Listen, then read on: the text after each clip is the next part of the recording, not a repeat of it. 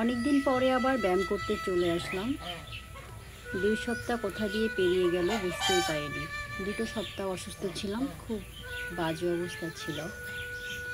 তো 2 সপ্তাহে অনেক খেয়েছি, বেড রেস্টে ছিলাম, মোটাও হয়ে গেছি। তো তারপরেও ভাবছি যে ঠিক আছে, পরিপূর্ণভাবে সেরে উঠিনি, তারপর একটু চেষ্টা করি। এবং আমাদের সবার জীবনেই কিন্তু একটু চেষ্টা করার অপেক্ষা মাত্র। আমরা যদি চেষ্টা করি, আমরা চাইলে অনেক কিছু করতে পারি। আমি হেরে গেছি, আমি 1 বার হেরেছি, আমি 2 বার হেরেছি, আমি 3 বার হেরেছি। অনেকেই ভাবে, হাল ছেড়ে দেয় যে না থাক, আর করবো না বা আর পারছি না যে কোনো কাজে।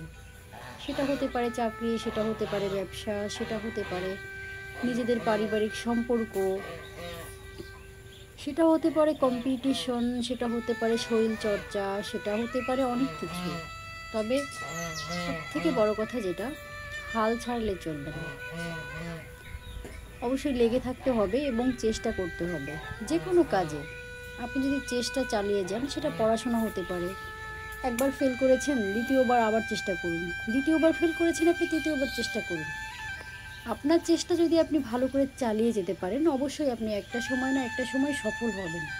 তবে আপনাকে আপনার চেষ্টা চালিয়ে যেতে হবে। আমাদের ভেতরে অনেকেই আছেন যারা হাল ছেড়ে দেয়, যারা ভাবে আর পারছি না, এবার ক্লান্ত হয়ে গেছি, আর সম্ভব না। তবে আমি আপনাকে বলবো, আপনি আর একবার চেষ্টা করুন।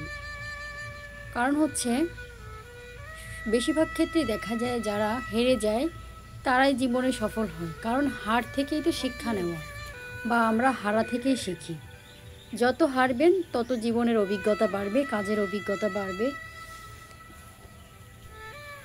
এবং আপনি হেরে গিয়ে যতটা শিখছেন বা শিখতে পারছেন, সেটা কিন্তু যারা হারে না তারা কিন্তু শিখতেও পারছে না। তো আমার কাছে যেটা মনে হয়, মাঝে মধ্যে হেরে যাওয়া ভালো। এবং যতবার আপনি হারবেন ততবারই কিন্তু নতুন কিছু শিখতে পারবেন। এবং একটা সময়ে এমন একটা সময় আসবে যে কিনা আপনি আর হারবেন না, সামনে অবশ্যই এগিয়ে যাবেন। তো সেক্ষেত্রে অবশ্যই জেতার জন্য হারা দরকার। হার জিত চিরজীবনই থাকবে আমাদের মাঝে, হার জিত নিয়েই জীবন। তো অনেকেই হেরে যায় জীবন যুদ্ধে, সামাজিক যুদ্ধে, পারিবারিক যুদ্ধে, আরও অন্যান্য বিষয়ে। তবে হেরে গেলে চলবে না, অবশ্যই জেতার চেষ্টা করতে হবে। হেরে যাওয়া মানে এই নয় যে থেমে যাওয়া বা সব কিছু শেষ হয়ে যাওয়া। হেরে যাওয়া মানে আমি আর একটা সুযোগ পেলাম, আমি আবার নিজেকে গুছিয়ে তুলব। তো আমরা যদি এইভাবে ভাবি, তাহলে কিন্তু এত হাহাকার, এত অশান্তি, এত সমস্যা আমাদের সমাজে কিছুই না। শুধুমাত্র নিজের চিন্তাভাবনাকে ভালো করতে হবে, গঠনমূলক করতে হবে। তাহলে কিন্তু জীবনে আমরা অনেক কিছুই করতে পারবো। এই জন্যই হার থেকে শিক্ষা নেওয়া উচিত।